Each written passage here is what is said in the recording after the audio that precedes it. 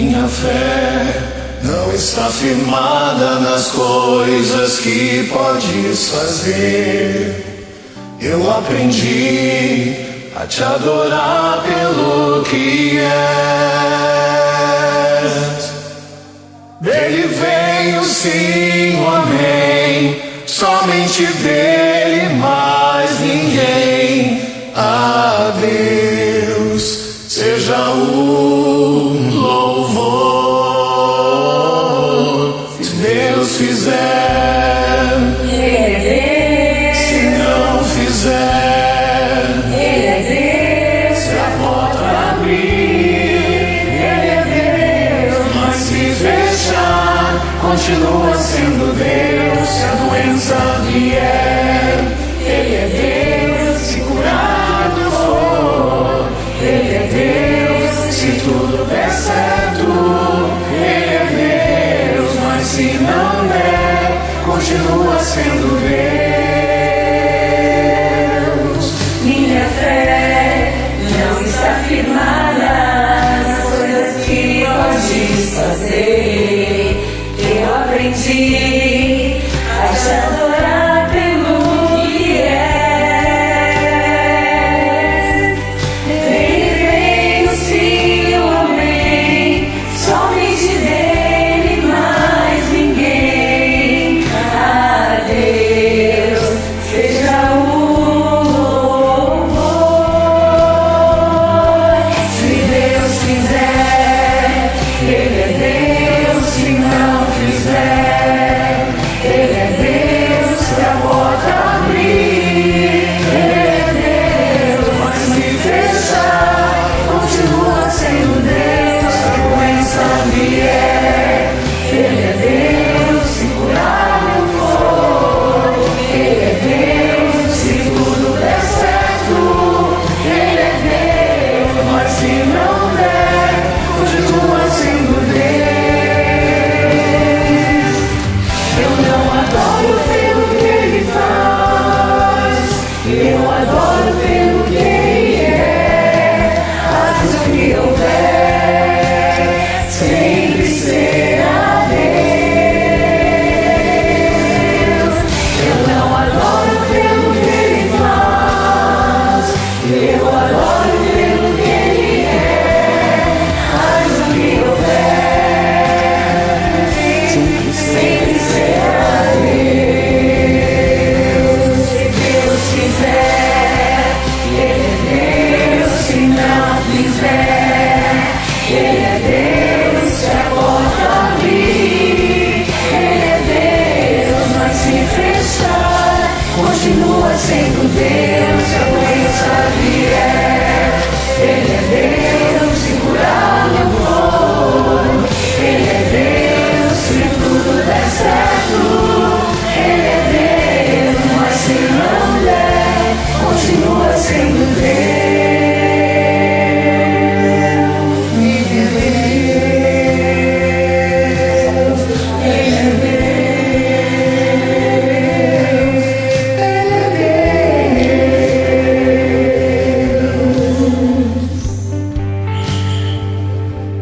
amém. Amém.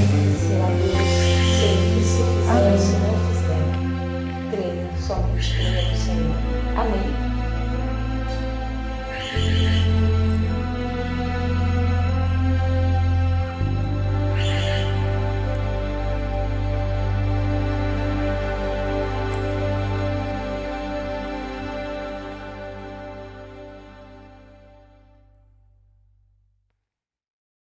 O conteúdo deste encontro é de autoria de Martin Russell, originalmente publicado em Panorama do Antigo Testamento, História, Contexto e Teologia, da Editora Sinodal e Faculdade Zeste.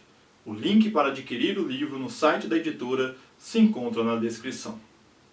Olá, eu sou o Giovanni, sou um apaixonado pelo texto bíblico, sou pastor e estou aqui hoje para falar com você sobre as mulheres no Primeiro Testamento. De acordo com o que sabemos, a literatura bíblica foi composta e transmitida sobretudo por homens.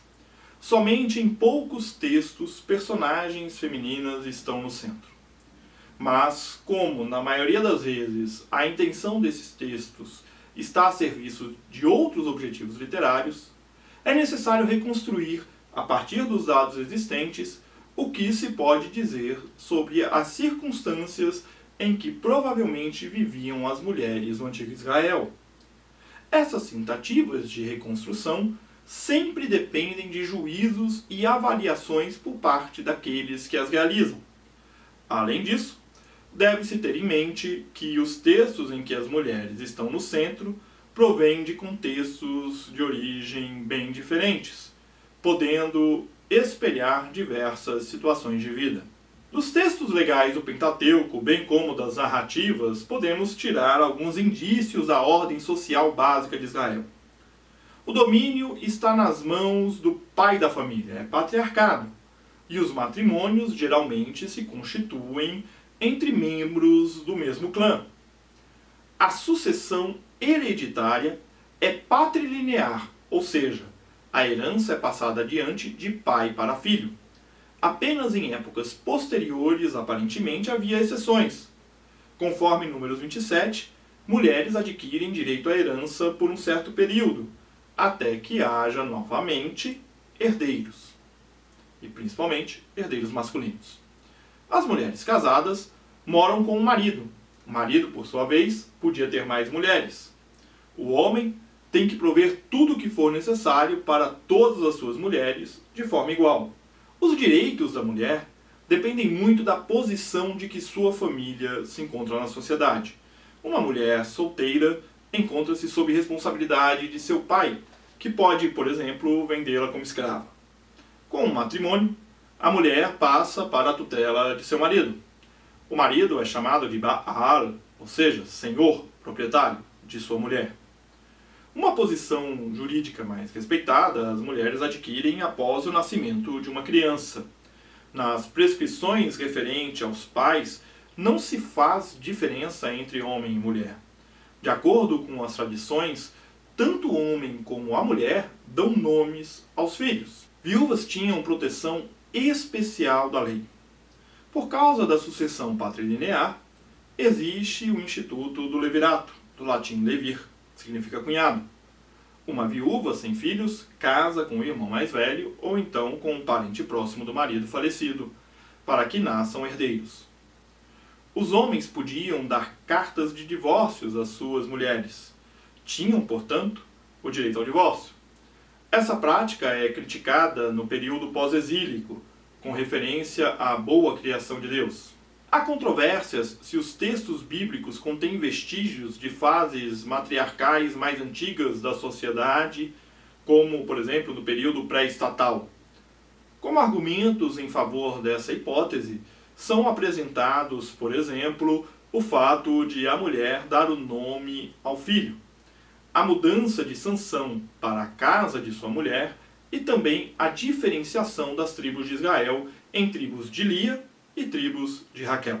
Em todo caso, é evidente que alguns textos revelam uma posição relativamente autônoma das mulheres. Isso é verdade, especialmente no contexto do culto. Por exemplo, Raquel em Gênesis 31 e Mical em 1 Samuel 19 lidam com a imagem divina.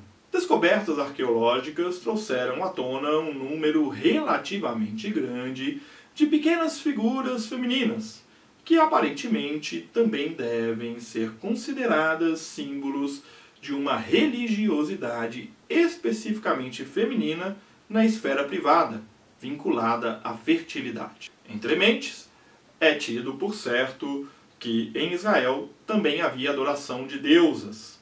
Essa foi, no entanto, reprimida provavelmente com a força do movimento em favor da adoração monolátrica de Javé. Ocasionalmente, encontram-se indicativos de que mulheres tinham funções especiais em santuários oficiais. Em Êxodo 38:8 fala-se de um serviço em que eram usados espelhos. Em 1 Samuel 2:22, mulheres serviam à entrada da porta da tenda em Siló. Conforme 2 Reis 23:7, mulheres teciam no templo de Jerusalém vestes para Asherá. Hoje, não mais temos condições de esclarecer a que rituais específicos aludem essas informações. Também é controvertido se havia uma prostituição sagrada. Evidentemente, existe uma relação especial de mulheres com cantos cultuais, como mostram, por exemplo, o canto de Miriam em Êxodo 15, o canto de Débora em Juízes 5, ou os lamentos das mulheres em Juízes 11:40. Algumas mulheres apresentam-se em posições especiais, como por exemplo a necromante de Endor em 1 Samuel 28, ou a profetisa Hulda em 2 Reis 22. Em épocas posteriores, mulheres são marginalizadas do culto oficial, aparentemente por causa da crescente importância dada à pureza cultural. Porém, outros textos também mostram o desaparecimento da tradicional e estrita divisão de papéis. No Cântico dos Cânticos, por exemplo, a mulher é apresentada como uma parceira em igualdade de condições, que toma a iniciativa no campo sexual. Mulheres como Esther e Judite salvam Israel do perigo, tornando-se assim parte da tradição das heroínas guerreiras como Débora e Jael. O livro de Ruth mostra que até mesmo uma estrangeira pode ser considerada um modelo de fidelidade ao grupo social. Dessa forma, provavelmente se combatiam as reservas existentes, na época pós-exílica, contra os matrimônios mistos. O relato de criação sacerdotal constata em Gênesis 1:27 que homem e mulher foram criados à imagem de Deus. Assim, a diferença entre mulheres e homens foi, por fim, superada mentalmente com a noção monoteísta de Deus. Contudo, a prática de fé e vida não acompanhou esse processo. Eu espero que você se interesse em conhecer mais sobre as mulheres do Primeiro Testamento e também do Novo Testamento, e que você se interesse em conhecer mais a Palavra de Deus, e nós continuamos juntos, aprendendo com Jesus a leveza de viver. Um grande abraço.